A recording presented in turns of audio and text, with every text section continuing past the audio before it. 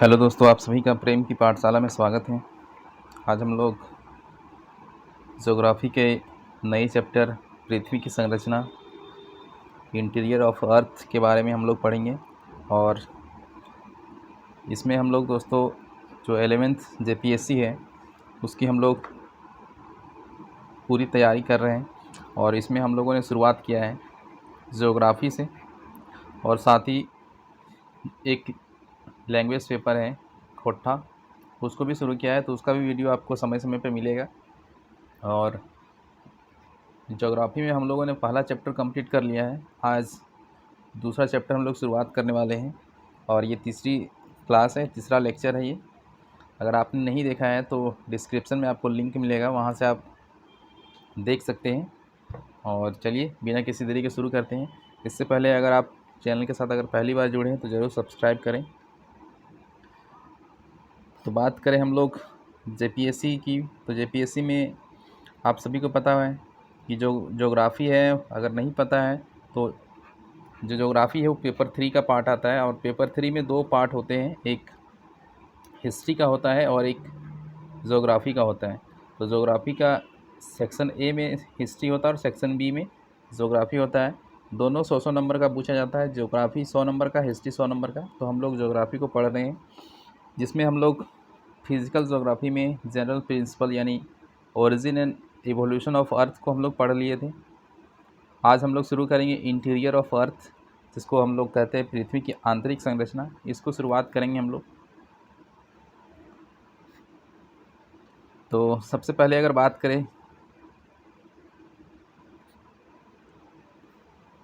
इससे पहले मैं एक चीज़ आपको मैं पहले बता दूं, ये एक मिनट,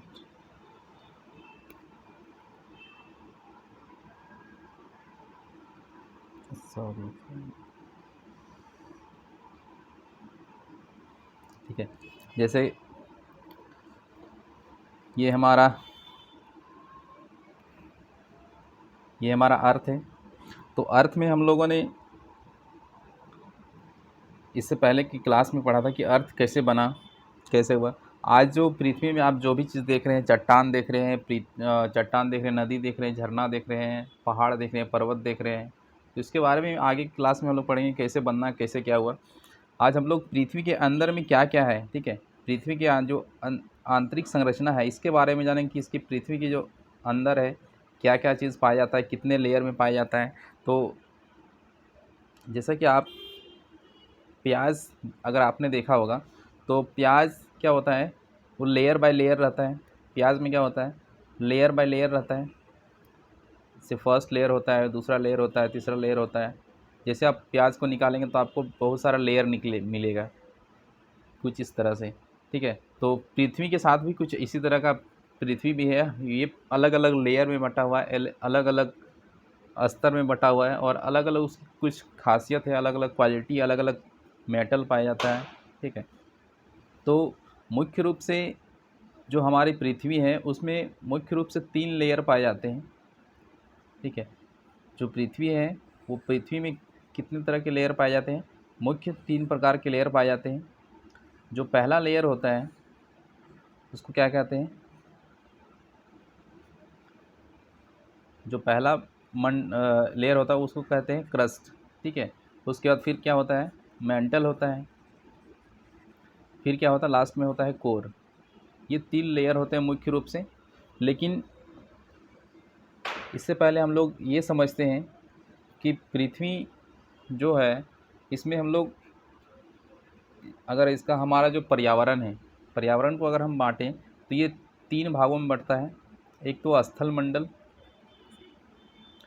एक दूसरा होता है वायुमंडल,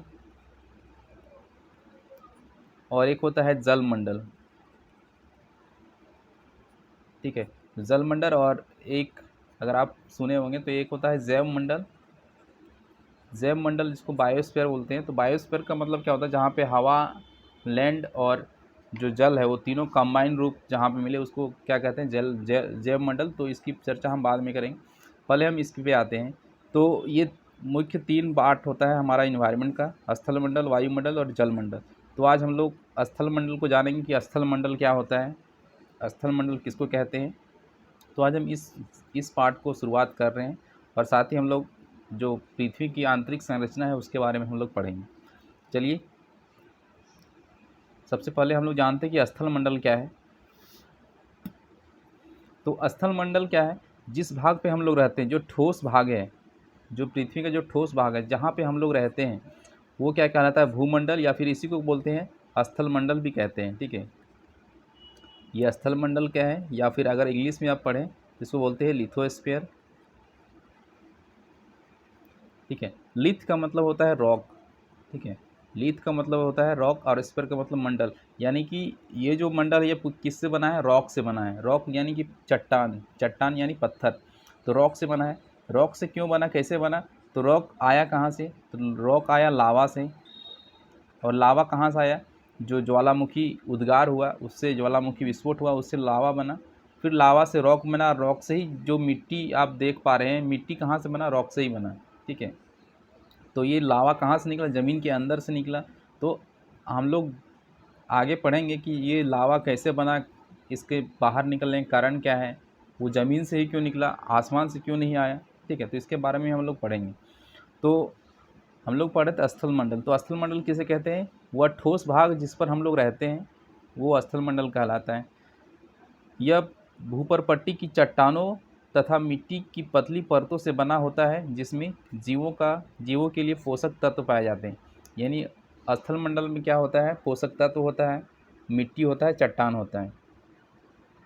इसको अगर आप समझना चाहें तो ये जो आप पार्ट देख रहे हैं, एक मिनट,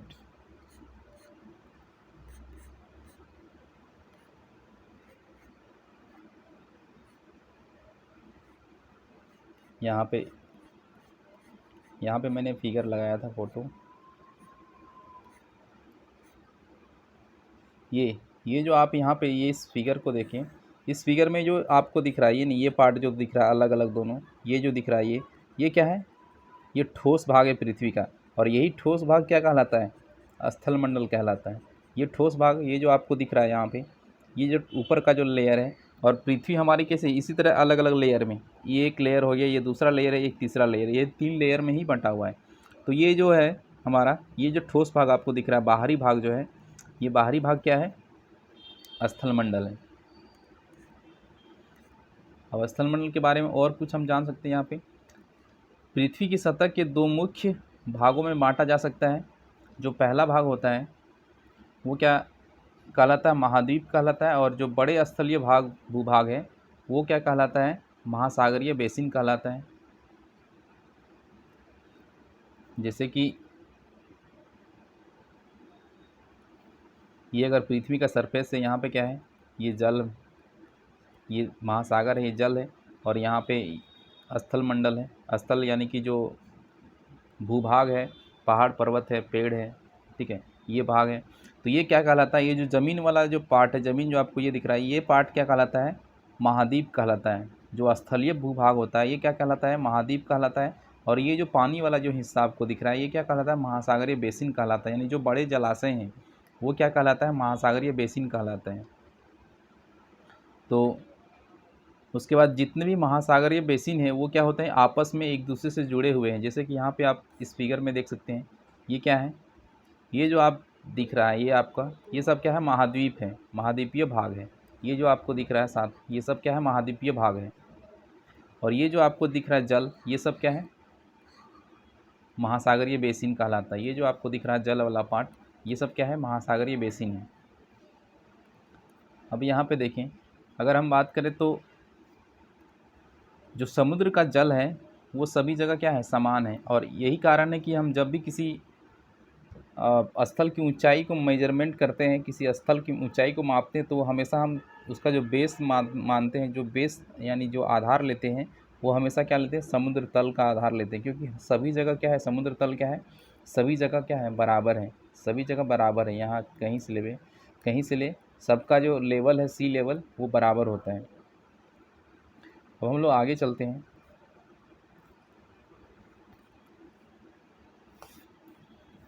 तो सबसे पहले हम लोग ये जानेंगे कि आखिर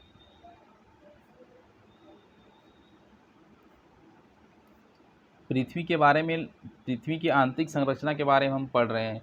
हम लोगों ने सुना है या देखा है कि, देखा नहीं होगा किसी ने सब, लेकिन हम लोगों ने पढ़ा है कि जो लावा है, लावा कहाँ से निकलता है? पृथ्वी के अंदर से निकलता है। और यही लावा जब ठंडा हो जाता है तो ये क्या बनता है? रॉक बनता है। और लावा जब बाहर आता है पृथ्वी के, तो ये क्या होता है? पूरा लिक्विड फॉर्म में होता है, पूरा गला हुआ पिघला हुआ फॉर्म में होता है। तो ये पृथ्वी के नीचे से आ रहा है।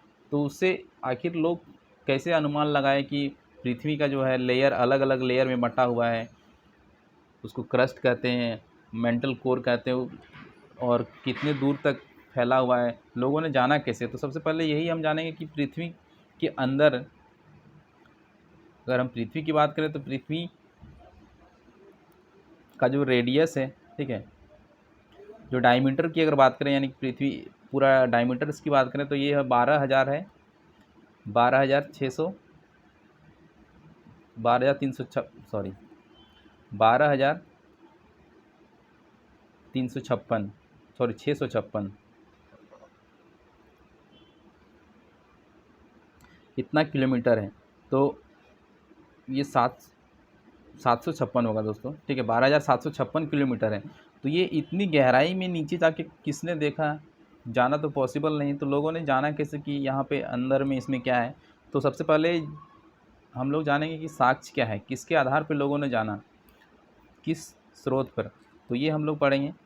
तो किसी भी प्रदेश की भू आकृति को समझने के लिए भूगर्भिक क्रियाओं के प्रभाव को जानना आवश्यक है। और जो भूगर्भिक जो जानकारी है उसके साधन, दो साधन हैं, एक तो प्रत्यक्ष है और दूसरा क्या है? अप्रत्यक्ष स्रोत है। जैसे आप अगर प्रत्यक्ष स्रोत की बात करें तो एक दक्षिण अफ्रीका में क्या है? एक सोने की खान है, ठीक है।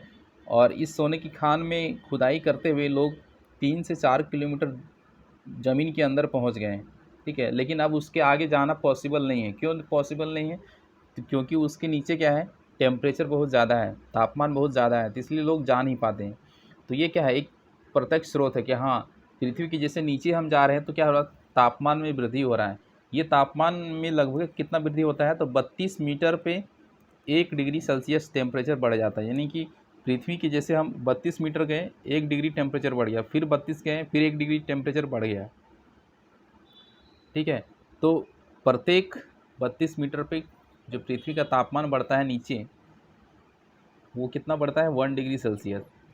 तो ये एक प्रत्यक्ष स्रोत है कि दक्षिण अफ्रीका में जो सोने की खान है वो एक प्रत्यक्ष स्रोत है। उसके बाद आर्कटिक महासागर में सबसे गहरा ड्रिल किया गया है, यानी कि ये ड्रिल जो है लगभग 12 किलोमीटर तक किया गया है। उससे भी इस चीज़ का अनुमान लगाया गया कि जो पृथ्वी में क्या है, नीचे हम जैसे जैसे आगे बढ़ते हैं वो टेम्परेचर में वृद्धि होता है। उसके बाद जो तीसरा जो प्रत्यक्ष स्रोत है, प्रत्यक्ष मतलब जो डायरेक्ट स्रोत है जिसको हम लोग देख सकते हैं, तो ये क्या है? ज्वालामुखी उद्गार। तो ज्वालामुखी ज़मीन से निकला। अब ज़मीन से निकला ज्वालामुखी, तो इसमें जो भी मटेरियल निकला, जो भी पदार्थ निकला, उसमें क्या क्या चीज़ मौजूद है? अगर आयरन मौजूद है तो पता चल रहा कि हाँ, ज़मीन से नीचे से निकल रहा है, यानी कि ज़मीन के नीचे क्या है? आयरन है। ये हीट है, ये पिघले हुए फॉर्म में निकल रहा है। इसका मतलब क्या है कि ज़मीन के नीचे क्या है? टेम्परेचर बहुत ज़्यादा है, ठीक है। तो ये एक प्रत्यक्ष स्रोत है। और उसके बाद कुछ अप्रत्यक्ष स्रोत भी है जिससे अनुमान लगाया गया। तो अप्रत्यक्ष स्रोत की बात करें तो उसमें क्या क्या है? जैसे कि बहुत सारे उल्काएँ। एक तो पहला चीज़ है कि पदार्थ के गुणधर्म के विश्लेषण से पृथ्वी के आंतरिक भाग की अप्रत्यक्ष जानकारी प्राप्त होती है। वैज्ञानिकों ने विभिन्न गहराइयों पर पदार्थ के तापमान, दबाव और घनत्व के मान को अनुमानित किया। यानी कि इसमें उसी एग्जाम्पल ले सकते हैं, जैसे कि गहराई तक क्या किया गया? ड्रिल किया गया। तो किया गया तो उसमें देखा गया कि टेम्परेचर बढ़ रहा है। तो टेम्परेचर बढ़ रहा है तो इससे भी एक अनुमान निकल गया कि हाँ, जैसे जैसे हम अंदर जा रहे हैं टेम्परेचर में वृद्धि हो रहा है। दबाव है, यानी प्रेशर है, उसमें भी वृद्धि देखा गया। उसके बाद जो घनत्व है, जो डेंसिटी है, तो जैसे जैसे आप पृथ्वी के नीचे जाएंगे वो भी क्या होता है? डेंसिटी भी आपको अधिक मिलेगा, डेंसिटी भी बढ़ता हुआ मालूम होगा। तो ये भी एक प्रमाण है, अप्रत्यक्ष प्रमाण। उसके बाद उल्काएँ। उल्काएँ आप जानते होंगे, जो एस्टेरॉयड होता है जो पृथ्वी पर गिरता है कभी, तो उससे भी पता चलता है। क्योंकि अगर आपने पहला वीडियो अगर देखा होगा जिसमें हम लोगों ने ओरिजिन ऑफ अर्थ पढ़ा था, उसमें जो पूरा ब्रह्मांड है, बिग बैंग के द्वारा ब्रह्मांड का निर्माण हुआ, तो उसमें क्या हो, जो भी उल्काएँ हैं या फिर जो भी ग्रह है, प्लैनेट्स हैं, सब क्या है, एक ही चीज़ से बना हुआ है। तो जो मटेरियल है, जो पदार्थ है, वो सबका एक ही है। जिससे पृथ्वी बना, उल्काएँ भी उसी से बना। तो इसलिए उल्काओं के अध्ययन के द्वारा पृथ्वी के अध्ययन का पता लगाया जा सकता है। तो ये भी क्या है, एक अप्रत्यक्ष स्रोत है। हालांकि बहुत सारा डिफरेंस होता है, लेकिन ये दोनों ही सेम एक ही मटेरियल से बना होता है, तो इससे भी एक अनुमान लगाया जाता है कि क्या हो सकता है। दूसरा क्या है, गुरुत्वाकर्षण है, और तीसरा है चुंबकीय क्षेत्र, और साथ ही बहुत सारी भूकंपीय क्रियाएं हैं जिसके द्वारा भी अनुमान लगाया जा सकता है कि हाँ, पृथ्वी के भूगर्भ में क्या है। ठीक है, तो अगर हम यहाँ पे बात करें चुंबकीय क्षेत्र की, तो पृथ्वी के धरातल पर विभिन्न अक्षांशों पर गुरुत्वाकर्षण का बल एक समान नहीं होता है। यानी कि ये अगर पृथ्वी है तो ये क्या है, इक्वेटर है, यानी कि जो पृथ्वी का भूमध्य रेखा है। ठीक है, और जैसे जैसे हम यहाँ से भूमध्य रेखा से इधर पोल पर जाएंगे, यानी कि ध्रुवों पर जाएंगे, तो क्या होगा, गुरुत्वाकर्षण बल क्या होगा, बढ़ा हुआ आपको मिलेगा। गुरुत्वाकर्षण का मान क्या होता है, पोल पर, यानी पोल यहाँ पे साउथ पोल, नॉर्थ पोल पे क्या होता है, गुरुत्वाकर्षण यानी ग्रेविटेशन का फोर्स, क्या ग्रेविटी का जो मान होता है वो क्या होता है, ज़्यादा होता है, और इक्वेटर पे क्या होता है, कम होता है। तो ये आखिर ऐसा क्यों है, तो आप इसके पीछे एक कारण पाएंगे कि जो गुरुत्वाकर्षण है, जो पृथ्वी का जो केंद्र है, तो केंद्र से पोल की जो दूरी है और केंद्र से इक्वेटर तक की जो दूरी है, इसको पाएंगे तो इक्वेटर तक का जो दूरी है ये अधिक है, और पोल के बीच का जो दूरी है वो कम है। कहने का मतलब ये है कि अगर इस डिस्टेंस की बात करें, ये जो डिस्टेंस है, ये डिस्टेंस कितना है, 6300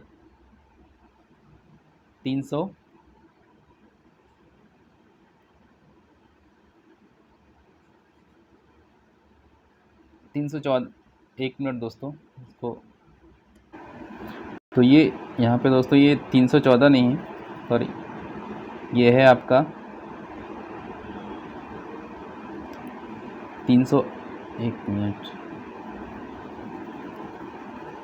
ये जो डिस्टेंस है, ये जो रेडियस है, ये 378 है, और ये अगर डिस्टेंस की बात करें तो ये कितना है, 6357।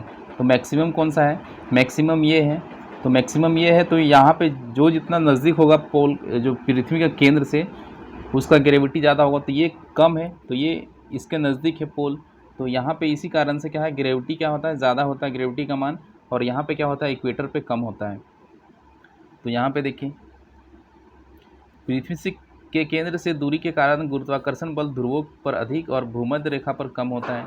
तो ये भी एक प्रमाण है कि पृथ्वी के आंतरिक संरचना के बारे में जानने के लिए। तो अब हम आगे हम लोग चलते हैं। यहाँ पे एक चीज़ और लिखा हुआ है, जैसे कि गुरुत्व का मान, पदार्थ के जो गुरुत्व का मान होता है वो किस पर डिपेंड करता है, तो पदार्थ के द्रव्यमान, ठीक है, उसके अनुसार बदलता है। अगर कोई पदार्थ है जिसका द्रव्यमान ज़्यादा है तो उसका जो गुरुत्व का मान होगा वो ज़्यादा होगा। अगर पदार्थ का द्रव्यमान कम है तो उसका गुरुत्व का मान क्या होगा, कम होगा। पृथ्वी के भीतर पदार्थों का असमान वितरण भी इस भिन्नता को प्रभावित करता है। अलग अलग स्थानों पर गुरुत्वाकर्षण की भिन्नता अनेक अन्य कारकों से भी प्रभावित होती है। यानी कि जो अलग अलग जगह पे क्या है, गुरुत्वाकर्षण का जो मान है वो भिन्न भिन्न है, और यही जो भिन्नता है उसको क्या कहते हैं, गुरुत्व विसंगति कहते हैं, ग्रेविटी एनोमली कहते हैं। तो आपको इसे याद रखना है कि ग्रेविटी एनोमली यानी गुरुत्व विसंगति क्या होता है, तो ये गुरुत्वाकर्षण का अलग अलग स्थानों पर अलग अलग जो मान है, यही भिन्नता क्या कहलाता है, गुरुत्व विसंगति कहलाता है। गुरुत्व विसंगति हमें भूपर पट्टी में पदार्थ के द्रव्यमान के वितरण की जानकारी देता है। यानी कि मैंने कहा है कि अप्रत्यक्ष स्रोत है ये, गुरुत्वाकर्षण तो ये कैसे है, तो यही देखिए, गुरुत्व विसंगति से क्या पता चलता है कि भूपर पट्टी में पदार्थ के द्रव्यमान के वितरण की जानकारी, कहाँ पे पदार्थ का वितरण कैसा है, ये हमें पता चलता है गुरुत्वाकर्षण से। अब हम लोग पृथ्वी की अगर संरचना की बात करें तो मुख्य रूप से पृथ्वी 3 भागों में बटा हुआ है, 3 लेयर है इसका। जो पहला लेयर है वो क्या कहलाता है, भूपर पट्टी, जिसको क्रस्ट कहते हैं। जो दूसरा होता है वो होता है मेंटल, और तीसरा क्या है, क्रोड, जिसको इंग्लिश में कोर कहते हैं। ये जो ऊपर का जो सॉलिड वाला हिस्सा है ये क्या कहलाता है, यही कहलाता है क्रस्ट। तो सबसे पहले हम लोग क्रस्ट की बात करेंगे।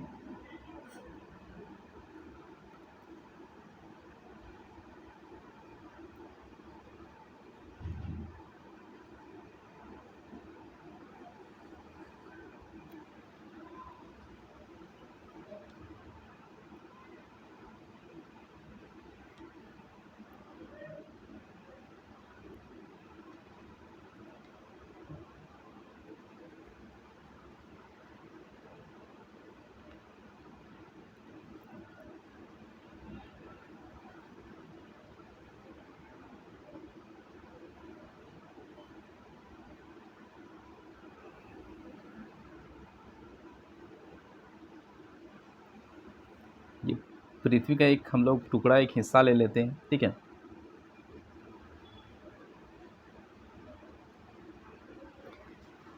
जो क्रस्ट है, जो क्रस्ट की लंबाई है, जो मोटाई होती है, वो 0 से लेके 34 किलोमीटर तक होता है। 0 से 34 किलोमीटर, ये क्या है, क्रस्ट है। यहाँ पे आप पेड़ पर्वत बना दें। ये क्या है, यहाँ पे जल है। इसमें एक चीज़ और आपको बताना था मुझे,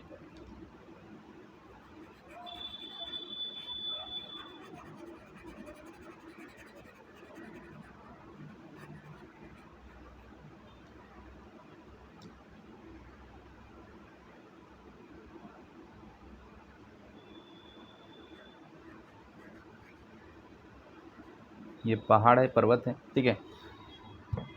तो क्रस्ट की बात करें तो क्रस्ट क्या है, तो सबसे पहले तो क्रस्ट का जो थिकनेस है, मोटाई है, वो कितना किलोमीटर तक है, 34 किलोमीटर तक। अगर आप NCERT पढ़ेंगे तो उसमें 35 किलोमीटर भी दिया हुआ है कहीं कहीं, ठीक है। तो ये क्या है, 35 किलोमीटर है। उसके बाद 35 किलोमीटर के बाद ये 2900 किलोमीटर तक, ये क्या है, मेंटल है। ये क्या है, मेंटल। उसके बाद 2900 किलोमीटर के बाद इधर जो है 6378 किलोमीटर तक, ये क्या है, क्रोड है, यानी कोर बोलते हैं या क्रोड बोलते हैं, ये क्रोड है। तो हम लोग बात कर रहे थे क्रस्ट का, क्रस्ट यानी भूपर पट्टी। तो ये क्रस्ट है। तो इस क्रस्ट का ये जो हिस्सा है, इसमें देखिए जहाँ भी पर्वत है तो वहाँ पे क्या होता है, मोटाई इसकी थोड़ी सी बड़ी होती है, किसके कंपैरिजन में, जो बाकी जगह हो, जो समतल पार्ट है। जैसे यहाँ पे अगर देखें तो यहाँ पे थिकनेस थोड़ा सा कम आपको मिलेगा, लेकिन ये जो पार्ट है जहाँ पे पहाड़ पर्वत होता है, यहाँ पे आपको क्या मिलेगा, थिकनेस आपको ज़्यादा मिलेगा। 70 किलोमीटर तक आपको, जैसे कि हिमालय के बारे में कहा जाता है, जहाँ पे हिमालय है तो जितना ऊपर हिमालय है उसके नीचे में 70 किलोमीटर तक ये हिमालय धंसा हुआ है नीचे। और ये जो महासागर वाला जो हिस्सा है, महासागरीय पार्ट जो है, ये क्या होता है, ये क्या है, महासागरीय वाला जो पार्ट है ये थोड़ा सा कम थिकनेस का होता है। यानी कि हम इससे क्या सीखें, ये क्रस्ट है, क्रस्ट यानी कि ये कंटिनेंट का, कंटिनेंट यानी कि महासागर का, सी से क्या समझेंगे, कंटिनेंट यानी कि महाद्वीप। तो महाद्वीप का जो थिकनेस होता है वो क्या होता है, ज़्यादा होता है। ज़्यादा होता है किसके कंपेयर में, जो ओशियन का क्रस्ट होता है। ओशियन यानी कि ये जो जल है ये ओशियन है, ओशियन का जो क्रस्ट है ये, इसका जो थिकनेस है वो क्या होगा, कम होगा। किसके कंपेयर में, जो महाद्वीप है, यानी कि जो जहाँ पे पेड़ पौधा है, जो ज़मीन वाला भाग है, ज़मीन वाला हिस्सा है, उसका जो क्रस्ट है वो क्या होता है, उसका थिकनेस, ये क्या है, यहाँ पे हम लोगों ने लिखा थिकनेस, ये क्या है, थिकनेस। तो थिकनेस क्या होता है, जो कंटिनेंट होता है उसका थिकनेस ज़्यादा होता है, जो ओशियन होता है उसका क्रस्ट का थिकनेस क्या होता है, कम होता है। उसके बाद अगर हम कंटिनेंट में भी अगर बात करें, कंपेयर करें, तो जो प्लेन एरिया होता है वहाँ का थिकनेस और जहाँ पे पहाड़ होता है, पर्वत होता है, उसका थिकनेस, तो जहाँ पे पहाड़ पर्वत होता है उसका थिकनेस ज़्यादा मिलेगा आपको कंपेयर टू जो समतल भाग है। तो ये दो चीज़ यहाँ पे आपको जानना है। अब हम लोग आगे बढ़ते हैं। यहाँ पे आप इस फिगर में देख सकते हैं, और जो भी मैं बोल रहा हूँ आपको सारा इसमें लिखा हुआ फॉर्मेट में मिल जाएगा, आपको सारा नोट्स मिल जाएगा। और ऊपर पट्टी क्या है, क्रस्ट, यह ठोस पृथ्वी का सबसे बाहरी भाग है। ये जो बाहरी भाग आप देख पा रहे हैं, ये जो बाहरी भाग है ये क्या है, ठोस पृथ्वी का सबसे बाहरी भाग है। यह बहुत भंगुर है, यानी कि ब्रिटल है। भंगुर मतलब क्या होता है, जो बहुत जल्दी टूट जाता है, ये भंगुर है, जिसमें जल्दी टूट जाने की प्रवृत्ति पाई जाती है। ये क्या है, जल्दी टूट जाने की प्रवृत्ति पाई जाती है। तो ये क्या है, क्रस्ट, इसी को क्या कहते हैं, क्रस्ट। ये जो भाग आप दिख रहे हैं, जो ठोस भाग दिख रहा है आपको, ये क्या है, क्रस्ट है। यहाँ पे आप देख सकते हैं, इस फिगर में भी देख सकते हैं, ये जो ऊपर का जो पार्ट दिख रहा है आपको, ये जो ऊपर का पार्ट दिख रहा है आपको, ये क्या है, क्रस्ट है। उसके बाद हम लोगों आगे पढ़ेंगे मेंटल कोर के बारे में। तो सब अभी आपको यही देखना है कि ये जो क्रस्ट आपको दिख रहा है, ये क्रस्ट वाला भाग है।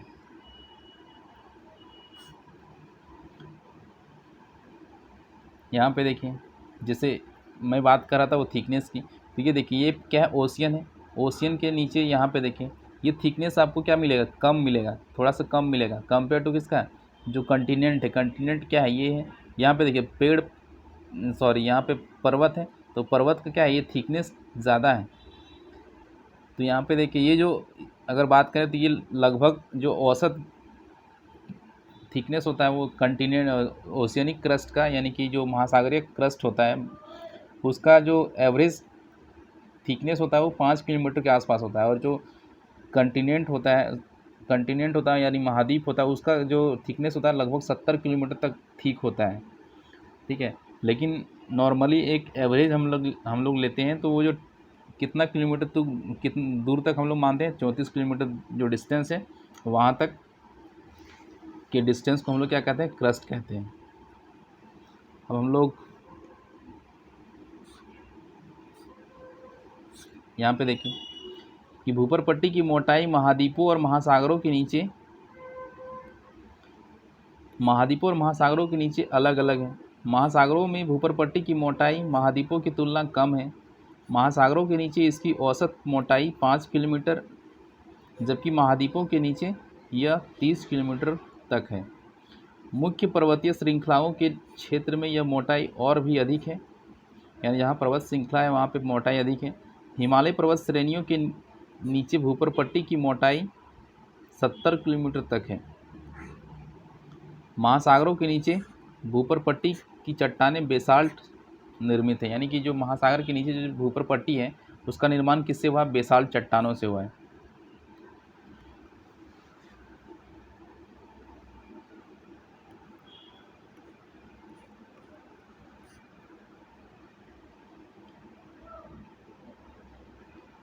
यहाँ पे आप देखें, जो क्रस्ट है, क्रस्ट में मुख्य रूप से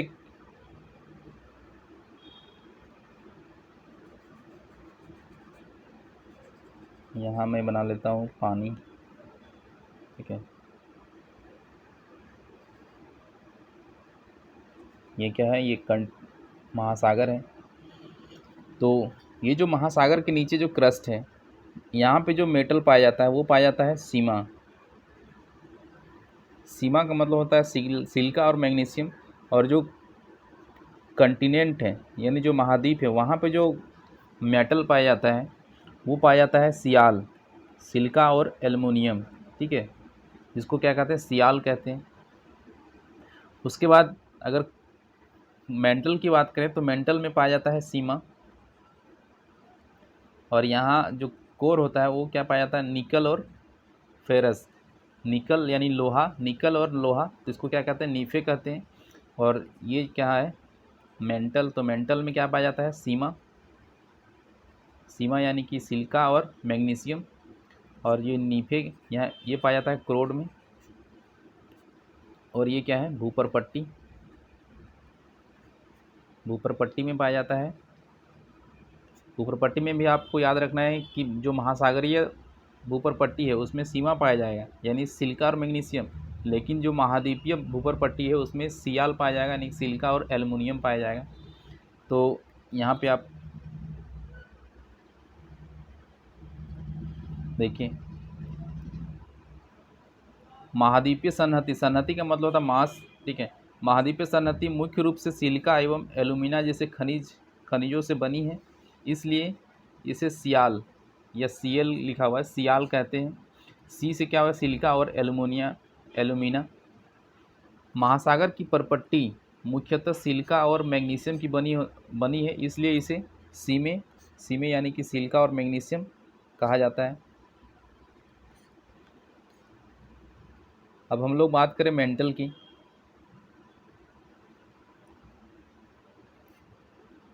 तो यहाँ पे देखिए, ये हम लोगों ने अभी देखा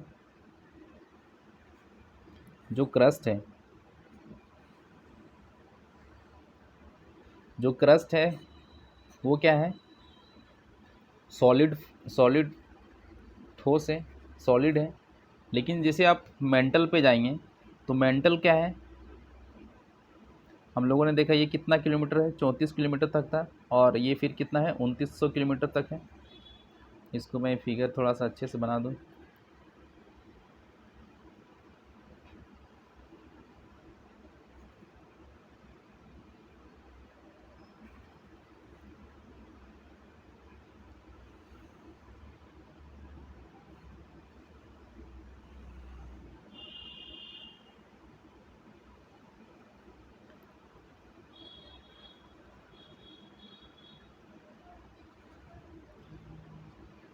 ये है 34 किलोमीटर, ये है 2900 किलोमीटर। अब यहाँ पे ये लगभग आप 100 किलोमीटर तक ले लीजिए। तो 100 किलोमीटर का जो पार्ट है, हम लोगों ने देखा कि जो लावा है वो कहाँ से निकलता है, ज़मीन के नीचे से निकलता है। तो ज़मीन के नीचे से निकलता है, तो ये क्या है, लावा जब बाहर आता है पृथ्वी के तो क्या होता है, द्रव अवस्था में होता है, लिक्विड फॉर्म में होता है, यानी कि और वो द्रव क्या होता है, चट्टान का पिघला हुआ रूप होता है। तो ये जो चट्टान का जो पिघला हुआ रूप है, तो इससे क्या पता चलता है कि ज़मीन के नीचे क्या है, टेम्परेचर बहुत ज़्यादा है। तो ज़मीन के नीचे टेम्परेचर बहुत ज़्यादा रहने के कारण क्या है, तो उसके पीछे कारण है ज़मीन के नीचे रेडियो एक्टिव एलिमेंट का मिलना, ठीक है। तो रेडियो एक्टिव एलिमेंट के कारण क्या होता है, ज़मीन के नीचे तापमान बहुत अत्यधिक होता है। अब यहाँ पे ये जो 34 किलोमीटर के बाद का जो ये वाला जो पार्ट है, ये जो पार्ट है, ये क्या है, किसका पार्ट है, मेंटल का पार्ट है। क्योंकि 3400 से लेकर 2900 किलोमीटर क्या है, मेंटल है। तो इस मेंटल वाले भाग में यहाँ पे मैं लिख दूँ मेंटल, ये जो मेंटल वाला हिस्सा है इसके 3400 से लेके यहाँ पे मान सकते हैं 100 किलोमीटर के आसपास। किसी किसी बुक में आपको 200 किलोमीटर मिलेगा, लेकिन आप दोनों में से कोई भी मान के चल सकते हैं। तो ये 100 किलोमीटर का जो डिस्टेंस है, यहाँ पे क्या होता है, जो लावा आप देखते हैं, लावा क्या होता है, यहाँ पे एक पिघले हुए फॉर्म में होता है, यानी लिक्विड पार्ट में होता है। ये बहुत ज़्यादा यहाँ पे टेम्परेचर होता है। और ऊपर से क्या है, ये जो भारी सरफेस है, ये पूरा जो अर्थ का जो क्रस्ट है, ये क्रस्ट क्या करता है, इस पर फोर्स लगाता है, बल लगाता है। तो बल लगाने से क्या होता है, ये तो एक यहाँ पर टेम्परेचर बहुत ज़्यादा है, इस जगह टेम्परेचर बहुत ज़्यादा है, और ऊपर से इसको बल मिल रहा है, और इस टेम्परेचर की वजह से ये पूरा क्या है, पिघला हुआ फॉर्म में है। तो ये जो बल भी मिल रहा है, तो ऊपर से क्या होता है, कंप्रेस भी होता है, कंप्रेस भी लग रहा है इसको। तो इस वजह से क्या होता है, ये जब भी आप किसी चीज़ को कंप्रेस करेंगे तो वो क्या होता है, सॉलिड के फॉर्म में बनने की कोशिश करेगा। तो ये क्या होता है, ये पिघला हुआ पार्ट जो है वो सॉलिडिफिकेशन, मतलब कह सकते हैं कि एक तो वो खुद पिघला हुआ है, ऊपर से उसके ऊपर बल लग रहा है, तो उससे क्या होता है, वो प्लास्टिक स्टेज में चला जाता है, यानी कि कह सकते हैं ये सेमी सॉलिड की अवस्था में चला जाता है, यानी कि पूरी तरीके से सॉलिड भी नहीं रहता है और लिक्विड भी नहीं रहता है, पिघला हुआ, और एक तरह से कह सकते हैं आप प्लास्टिसिटी उसमें आ जाता है, ठीक है। तो सेमी सॉलिड अवस्था में आप कह सकते हैं। तो यहाँ पे अगर आपसे पूछा जाए कि, और इसको एक चीज़ और, इसका जो लेयर है इसका एक ख़ास नाम देते हैं जिसको कहते हैं दुर्बलता मंडल। क्या कहते हैं इसको? दुर्बलता मंडल, ठीक है। दुर्बलता मंडल, जिसको इंग्लिश में कहते हैं एस्थेनोस्फीयर। एस्थेनोस्फीयर, इसको क्या कहते हैं? एस्थेनोस्फीयर। और अगर आपसे पूछे तो ये जो एस्थेनोस्फीयर है, यहाँ पे लिक्विड कैसा जो पदार्थ है, जो रॉक है, वो किस फॉर्म में है? ये जो दुर्बलता मंडल है वो क्या है? सेमी सॉलिड अवस्था में, सेमी सॉलिड। और ये किसका पार्ट है? मेंटल का पार्ट है। मेंटल क्या है? अपर पार्ट है, मेंटल का अपर पार्ट है, यहाँ पे आप कह सकते हैं। तो ये आपका लगभग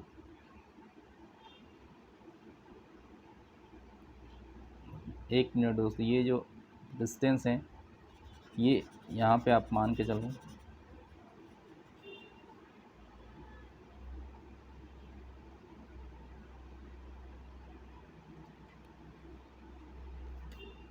ये यहाँ पे 700 किलोमीटर, जो मेंटल है उसको 2 पार्ट में बांट देंगे 700 किलोमीटर तक। तो यहाँ पे एक लेयर और लेंगे यहाँ पे, ठीक है।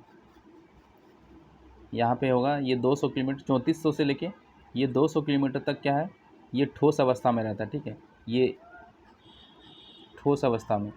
और इसके जो ये पार्ट है 700 किलोमीटर तक, ये पूरा क्या है? ये सेमी सॉलिड के स्टेज में रहता है। और ये क्या कहलाता है? यही दुर्बलता मंडल कहलाता है, ठीक है। तो आप इसको थोड़ा करेक्ट कर लेंगे।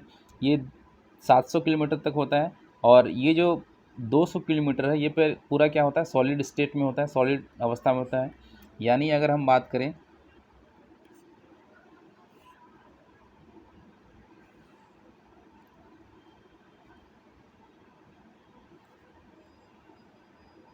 ये हमारा था 34 किलोमीटर तक, ये तो सॉलिड था ही, लेकिन ये किसका पार्ट था? क्रस्ट का पार्ट था ये।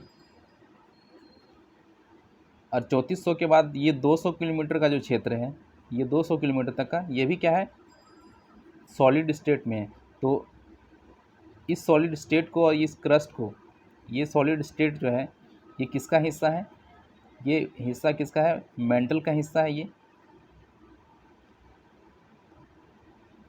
ये मेंटल का हिस्सा है। अब यहाँ पे अगर हम बात करें, यानी 0 से लेके हम यहाँ पे 100 किलोमीटर तक का अगर डिस्टेंस लें, ये टोटल कंबाइंड रूप में क्या कहलाता है? लिथोस्फीयर कहलाता है, ठीक है। लिथोस्फीयर, जिसको क्या कहते हैं? स्थल मंडल। तो ये जो पार्ट है पूरा, तो स्थल मंडल में क्या क्या है? एक तो क्रस्ट है, और प्लस क्या है? अपर मेंटल, ठीक है, अपर मेंटल। तो लिथोस्फीयर में क्या क्या मिलेगा आपको? ये क्रस्ट का पार्ट मिलेगा, और थोड़ा सा कौन सा पार्ट मिलेगा? मेंटल का अपर पार्ट मिलेगा, ये अपर पार्ट मिलेगा। उसके बाद 200 किलोमीटर से लेके कितना? 700 किलोमीटर तक ये जो है, ये पार्ट अगर लेंगे हम, ये पार्ट, ये क्या है? 200 किलोमीटर से लेके 700 किलोमीटर तक, ये कितना? 700 किलोमीटर तक ये क्या है? स्टेनोस्फीयर है। एक बार मैं आपको फ्रेश डायग्राम यहाँ पे मैं बता दूँ।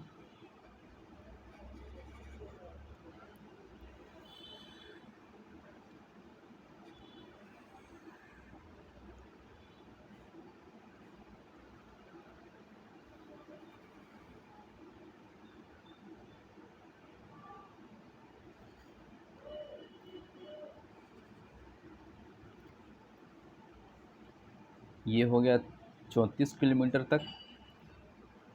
उसके बाद यहाँ पे हो गया 2900 किलोमीटर। ये हो गया 700 किलोमीटर। और यहाँ पे कुछ ये हो गया 100 किलोमीटर, ठीक है। तो ये जो पार्ट है,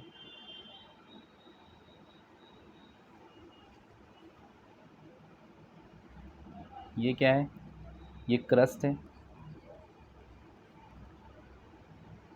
उसके बाद ये जो है,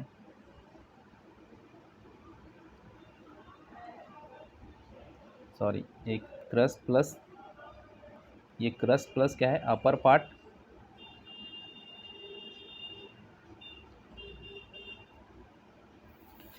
ये लिख सकते हैं अपर मेंटल लिख देंगे यहाँ पे।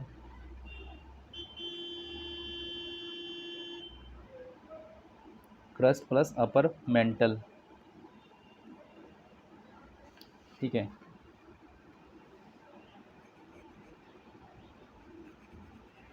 और ये कंबाइंड रूप में क्या कहलाता है, क्रस्ट प्लस अपर मेंटल क्या कहलाता है, ये लिथोस्फीयर कहलाता है, लिथोस्फीयर, ठीक है। ये लिथोस्फीयर हो गया। उसके बाद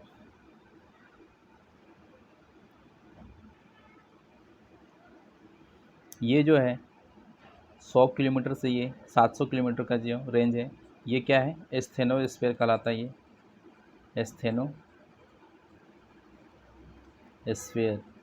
ठीक है। ये स्टेनोस्फीयर हो गया। और यहाँ पे क्या बात, ये जो है यहाँ तक, ये जो आपको हिस्सा दिख रहा है, ये किस स्टेज में होता है, सॉलिड स्टेट में होता है ये। उसके बाद ये जो स्टेनोस्फीयर है, ये किस अवस्था में होता है, ये सेमी सॉलिड में होता है, सेमी सॉलिड।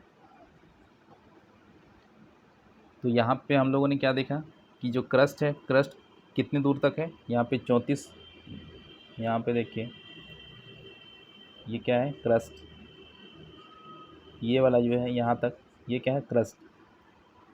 लेकिन सॉलिड जो है ये 100 किलोमीटर तक है, लेकिन क्रस्ट जो कहलाता है वो कितना, 34 किलोमीटर तक ही कहलाता है। अब यहाँ पे हम लोगों ने देख लिया लिथोस्फीयर किसका पार्ट है, क्रस्ट का है, और उसमें कुछ भाग अपर मेंटल का है, ये वाला जो भाग है ये अपर मेंटल का भाग है। ये क्या दोनों कंबाइन मिलके क्या कहलाता है, लिथोस्फीयर कहलाता है। उसके बाद यहाँ जो सेमी सॉलिड स्टेज में है, ये क्या कहलाता है, स्टेनोस्फीयर कहलाता है। और उसके बाद जो 700 किलोमीटर के बाद का जो लेयर है, ये क्या कहलाता, किस स्टेज में होता है, ये सॉलिड स्टेट में होता है। तो सॉलिड स्टेट में होने की वजह क्या है इसके, तो पूरी पृथ्वी है, यहाँ से लेके यहाँ तक का पृथ्वी जो है, ये बहुत ज़्यादा ही फोर्स लगाता है। और फोर्स लगाने की वजह से क्या होता है, फोर्स लगाने की वजह से, चलिए इसको हम लोग बाद में अभी देखेंगे, पहले हम लोग यहाँ तक क्लियर कर लेते हैं, ठीक है। अब इसको अगर इस फोटो में देखें तो ये देखिए यहाँ पे आपको दिख रहा है, ये क्या होता है, कन्वेक्शन करंट की तरह ये ऊपर फ्लो करता है, ऊपर जाता है, और इधर इस तरह से ये फ्लो करता है यहाँ पे। और ये क्या है, ये स्टेनोस्फीयर का पार्ट है, ये जो आपको दिख रहा है फिगर में, ये स्टेनोस्फीयर का पार्ट है। और ये किस तरह से फ्लो करता है, ये यहाँ पे देखें, कन्वेक्शन करंट, यानी कि कोई भी चीज़ें हीट होता है तो क्या होता है, ये ऊपर की तरफ जाने की कोशिश करता है। तो ये देखिए, ये एरो जो आपको दिख रहा है, ये क्या है, स्टेनोस्फीयर है। और यहाँ पे जो लिक्विड पार्ट है, इसी तरह से ये फ्लो करता है, कन्वेक्शनली जो है ये फ्लो करता है पृथ्वी के अंदर में। और ये पूरा क्या है, हलचल लगातार हमेशा 24 आवर होता ही रहता है। यहाँ पे आप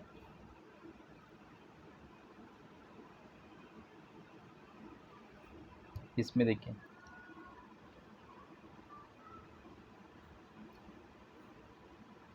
यहाँ पे ज्वालामुखी उद्गार के दौरान जो लावा धरातल पर पहुँचता है, उसका मुख्य स्रोत यही है। क्या स्रोत है, सबसे मुख्य स्रोत कहाँ से निकलता है, जो लावा निकलता है, मेंटल से निकलता है। इसका घनत्व भूपर पट्टी की चट्टानों से अधिक है, यानी जो इसका घनत्व होता है वो भूपर पट्टी की चट्टान से अधिक होता है, अर्थात 3.5 ग्राम प्रति घन सेंटीमीटर से अधिक। भूपर पट्टी एवं मेंटल का ऊपरी भाग मिलकर स्थल मंडल यानी लिथोस्फीयर बनता है। इसकी मोटाई 100 से लेकर 200 किलोमीटर के बीच पाई जाती है, ठीक है। तो ये मोटाई 100 200 दिया है, आप 100 भी ले सकते हैं, कहीं कहीं आपको 100 भी मिलेगा। तो आप जैसा आपको एग्ज़ाम में मिले वो आप लिख सकते हैं। उसके बाद है निचले मेंटल का विस्तार दुर्बलता मंडल के समाप्त हो जाने के बाद होता है, यानी कि जो दुर्बलता मंडल है वो जहाँ पे समाप्त होता है, उसके बाद जैसे मैंने फिगर में बताया था आपको दुर्बलता मंडल के बारे में, जो दुर्बलता मंडल यानी कि जो स्टेनोस्फीयर है वो जहाँ पे समाप्त होता है, उसके बाद की जो अवस्था है वो क्या है, ठोस अवस्था है।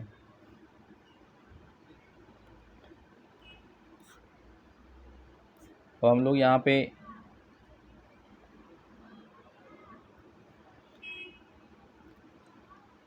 इस फिगर में देखते हैं।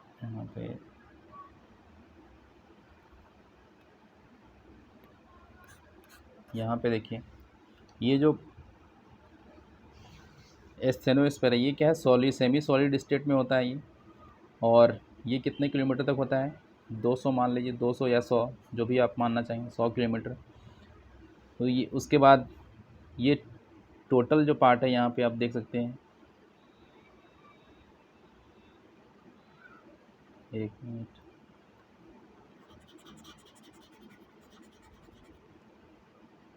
ये लगभग एस्थेनोस्फीयर का ये 700 किलोमीटर तक होता है ये। और ये आप जो थिकनेस देख रहे हैं, ये जो दिख रहा है आपको हल्का सा, ये जो दिख रहा है, ये क्या होता है, यानी जिसको कहते हैं अपर मेंटल का पार्ट। तो अपर मेंटल का पार्ट ये लगभग कितने डिस्टेंस तक होता है, ये होता है 100 किलोमीटर तक, 100 किलोमीटर या फिर 200 किलोमीटर। और इसी को क्या कहते हैं, यहाँ ऊपर से यहाँ तक का पार्ट को जो कहते हैं लिथोस्फीयर कहते हैं। उसके बाद ये जो पार्ट बच जाता है 700 किलोमीटर के बाद, ये 2900 किलोमीटर तक यहाँ पे, ये हो गया मेंटल का ही पार्ट है। मेंटल तो आखिर यहाँ तक है, लेकिन ये 700 किलोमीटर तक का जो है एस्थेनोस्फीयर है, और ये सेमी सॉलिड स्टेज में है। उसके बाद ये जो पार्ट है ये क्या किस स्टेज में होता है, ये सॉलिड स्टेज में होता है। तो सॉलिड स्टेज में होने के कारण क्या है, ये इसके ऊपर से लगने वाला जो फोर्स है वो चारों तरफ पृथ्वी से लगता है फोर्स, तो उसके वजह से क्या होता है, ये सॉलिड स्टेट में पहुंच जाता है, ठीक है। और यही कारण से ये सॉलिड स्टेट में पाया जाता है। अब उसके बाद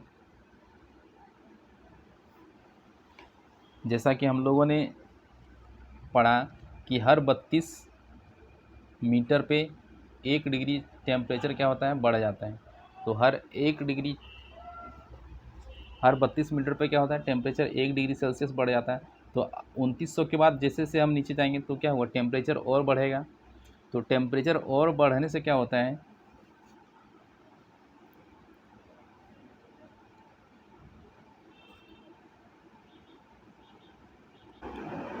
इस कारण से क्या होता है, ये जो कोर वाला पार्ट है, ठीक है, तो कोर वाला पार्ट को हम लोग 2 भागों में बांट देते हैं। ये जो ऊपर का जो पार्ट है इसको क्या कहते हैं, अपर कोर, और ये नीचे को क्या कह सकते हैं, आउटर कोर या आउटर कोर, या और नीचे वाला क्या है, इनर कोर। तो जो आउटर कोर है वो क्या होता है, लिक्विड स्टेज में होता है। तो लिक्विड स्टेज में किस वजह से होता है, वही जो 32 किलोमीटर है, 32 मीटर है, 32 मीटर पे 1 डिग्री टेम्परेचर बढ़ता है।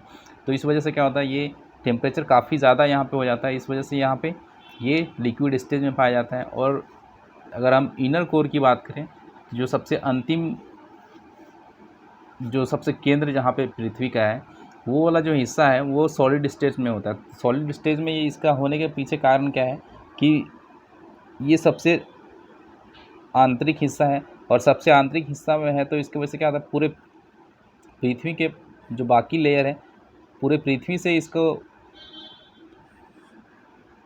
फोर्स मिलता है। तो सबसे अधिक बल कहाँ पे लगता है, यहीं पे सबसे ज़्यादा प्रेशर कहाँ लगता है, यहीं पे लगता है, चारों तरफ से लगता है। और यही प्रेशर की वजह से क्या होता है, ये सॉलिड स्टेज में पहुंच जाता है, ठीक है। सबसे अधिक यहाँ पे प्रेशर लगने के कारण ये क्या होता है, सॉलिड स्टेज में पहुंच जाता है। तो आपको यहाँ पे याद रखना है कि जो कोर है 2 भाग है, एक आउटर कोर है, एक इनर कोर है। जो आउटर कोर है वो लिक्विड स्टेज में होता है, और जो इनर कोर है वो क्या है, सॉलिड स्टेज में होता है। तो यहाँ पे आप यही चीज़ को देखिए, यहाँ पे लिखा हुआ ये कोर की गहराई, क्रोड व मेंटल की सीमा 2900 किलोमीटर की गहराई पर है। बाह्य क्रोड तरल अवस्था में है, जबकि आंतरिक क्रोड, जिसको इनर कोर कहते हैं, ठोस अवस्था में।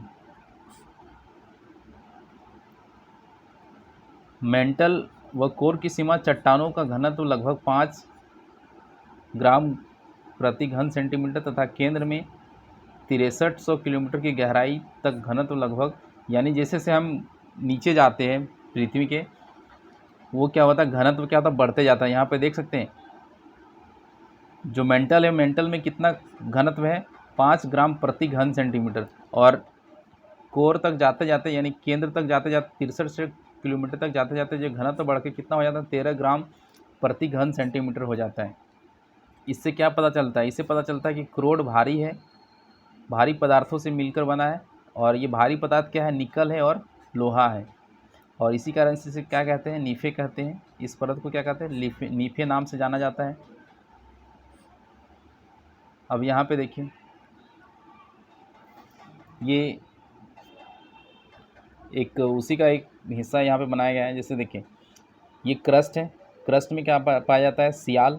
और यहाँ पे देखिए जो ये तो क्या है? सियाल आपको महाद्वीपीय क्रस्ट में पाया जाएगा, लेकिन अगर जो महासागरीय रहेगा यानी सी, तो यहाँ पे क्या पाया जाएगा? सीमा, सिलिका और मैग्नीशियम। उसके बाद देखिए ये जो मेंटल वाला पार्ट है, तो मेंटल में क्या पाया जाता है? यहाँ पे भी आपको मिलेगा सीमा। और जो कोर है, कोर में क्या मिलेगा? नीफे मिलेगा। अब यहाँ पे एक चीज़ और देखिए, ये जो लिथोस्फीयर है, लिथोस्फीयर में क्या क्या आपको दिख रहा है? ये अगर मैं यहाँ पे इसको थोड़ा सा यहाँ से लेके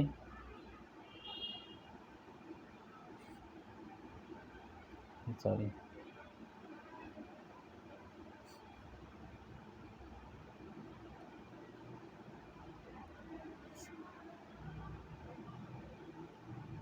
और ये हो जाएगा यहाँ पे,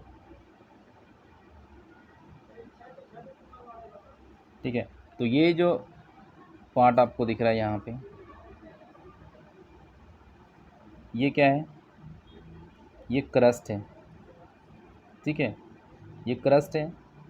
उसके बाद यहाँ से यहाँ तक का जो पार्ट है, ये पूरा क्या है? मेंटल है।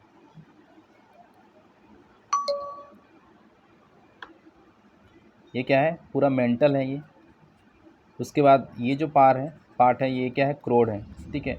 अब यहाँ पे देखिए, जो अपर मेंटल है, अपर मेंटल, इसका कुछ पार्ट को ले लिया गया यहाँ पे, और ये मिल के फिर क्या बन गया? यानी क्रस्ट में क्या जुड़ गया? अपर मेंटल का कुछ पार्ट जुड़ गया, और ये क्या बन गया? लिथोस्फीयर बन गया।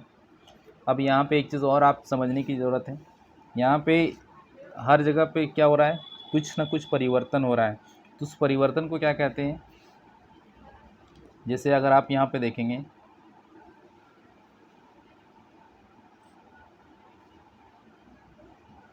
यहाँ तक क्या है? ये सियाल पाया जाता है यहाँ पे, ठीक है। यहाँ पे सियाल, एक मिनट दोस्तों, यहाँ पे इस फिगर में अगर यहाँ पे, ठीक है, तो यहाँ पे देखिए अलग अलग साइंटिस्ट ने क्या किया? डिसकंटिन्यूटी का मतलब क्या होता है कि अलग अलग जहाँ पे कुछ परिवर्तन हो रहा है, चेंजेस हो रहा है, तो उसको अलग अलग साइंटिस्ट ने अलग अलग नाम दे दिया है। जैसे कि आप इसको बांट दें,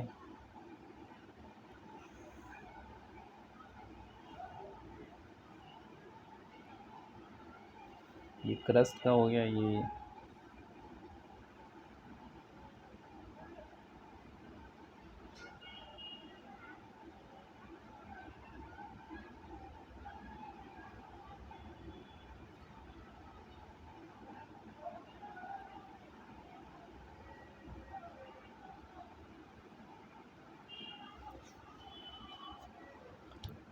तो ये जो सबसे नीचे जो चेंजेस होता है, ये क्या है? ये सॉलिड स्टेट में होता है। ये क्या है? लिक्विड स्टेज में होता है। तो ये क्या है? ये परिवर्तन हो रहा है, लिक्विड से सॉलिड में आ रहा है, तो यहाँ पे क्या चेंजेस हो रहा है? तो ये जो चेंजेस हो रहा है, तो इस चेंजेस को क्या बोलते हैं? डिसकंटिन्यूटी। यानी कि यहाँ पे लिक्विड है, तो लिक्विड से फिर क्या आ गया? सॉलिड आ गया, यानी डिसकंटिन्यू हो गया। तो ये कहलाता है लेहमान डिसकंटिन्यूटी, ठीक है, ये कहलाता है लेहमान डिसकंटिन्यूटी। फिर यहाँ पे लिक्विड है, लिक्विड के बाद फिर क्या आ जाएगा? ये सॉलिड आ जाएगा, सॉलिड स्टेज में, तो क्या है? ये फिर डिसकंटिन्यूटी हो गया, तो ये कहलाता है गुटेनबर्ग डिसकंटिन्यूटी। तो ये क्या हो गया? Gutenberg discontinuity. उसके बाद यहाँ पे क्या है? ये सेमी सॉलिड स्टेज में है, ये सेमी सॉलिड में है, तो ये क्या हो रहा है? फिर यहाँ पे परिवर्तन हो रहा है, तो ये कहलाता है, क्या कहलाता है? रैपिडिटी कहलाता है, ठीक है, ये क्या आता है? रैपिडिटी कहलाता है, रैपिडिटी डिसकंटिन्यूटी। उसके बाद फिर यहाँ पे देखिए सेमी सॉलिड के बाद फिर ये क्या आ जाता है? सॉलिड स्टेज में आ जाता है। तो ये यहाँ पे जो डिसकंटिन्यूटी है ये कहलाता है मोहो डिसकंटिन्यूटी कहलाता है। यहाँ पे देखिए मोहो डिसकंटिन्यूटी कहलाता है। और यहाँ पे देखिए ये जो जो लिथोस्फीयर का जो पार्ट है, ये इसमें क्या होता है, जो सी लेवल होता है, सी के नीचे क्या होता है, एक यहाँ पे अलग अलग जैसे जो महासागर होता है वहाँ पे सीमा पाया जाता है, और यहाँ पे क्या पाया जाता है, सियाल पाया जाता है, सियाल। तो इसमें भी एक डिसकंटिन्यूटी है, तो इसको क्या कहते हैं, कॉर्नाट डिसकंटिन्यूटी कहते हैं। ठीक है, तो ये चीज़ आपको याद रखना है कि किसके किसके बीच में है।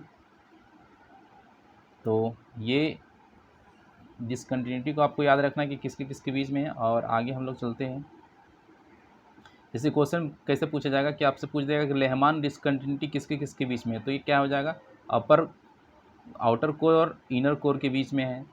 अगर आपसे पूछ दे गुटेनबर्ग डिसकंटिन्यूटी किसके किसके बीच में होता है, तो ये हो जाएगा किसमें, लोअर मेंटल या सिंपली मेंटल और कोर के बीच में, या फिर लोअर मेंटल और आउटर कोर के बीच में। ठीक है, तो इस तरह से क्वेश्चन पूछा जाता है। अब यहाँ पे एक चीज़ याद रखना है आपको कि अगर पूरी पृथ्वी की बात करें तो सबसे अधिक मात्रा में क्या है, आयरन है, उसके बाद ऑक्सीजन है, फिर सिलिकॉन है। और अगर सिर्फ अर्थ क्रस्ट की बात करें तो अर्थ क्रस्ट में सबसे अधिक क्या है, ऑक्सीजन पाया जाता है, फिर सिलिकॉन पाया जाता है। तो ऑक्सीजन 46% है। ये पूरी पृथ्वी की बात करते हैं कि पूरी पृथ्वी में कौन सा सबसे अधिक है, तो आयरन है। और अगर सिर्फ क्रस्ट की बात करें तो ऑक्सीजन है। तो यहाँ पे दोस्तों ये वीडियो यहीं पे समाप्त हम लोग करते हैं, काफ़ी लंबा हो गया है। और जो अर्थ का जो इंटीरियर वाला पार्ट है हम लोगों ने इसको कंप्लीट कर लिया है। वीडियो कैसा लगा ज़रूर बताएंगे, और अगर अच्छा लगा है ज़रूर लाइक करें, दोस्तों के साथ शेयर करें। और मिलते हैं एक नई वीडियो में। इसकी PDF चाहिए तो टेलीग्राम का लिंक दिया गया, वहाँ से आप ज्वाइन करके PDF ले सकते हैं। मिलते हैं एक नई वीडियो में, तब तक के लिए धन्यवाद। Take care, bye bye.